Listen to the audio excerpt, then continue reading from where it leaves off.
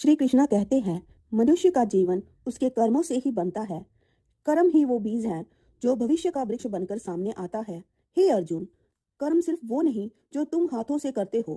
कर्म वो भी है जो तुम सोचते हो, जो तुम बोलते हो और तुम दूसरों के लिए महसूस करते हो। अगर तुम्हारे विचार शुद्ध हैं तो तुम्हारे कर्म भी पवित्र होंगे, और जब कर्म पवित्र होंगे तो परिणाम भी सुंदर होगा। याद रखो, भाग्य आसमान से नहीं गिरता, भाग्य तुम्हारे कर्मों से बनता है। जो जैसा बोता है वैसा ही काटता है। अगर तुम प्रेम बोओगे तो जीवन में प्रेम लौट कर आएगा। अगर तुम छल करोगे तो दुख भी तुम्हें ढूंढता हुआ आएगा। हे मानव, कभी ये मत सोचो कि कोई तुम्हारे कर्म नहीं देख रहा। इस संसार में सब कुछ छुपा सकता है, लेकिन कर्म का लेखा कभी नहीं छुपता। समय के पास एक अद्भुत न्याय है।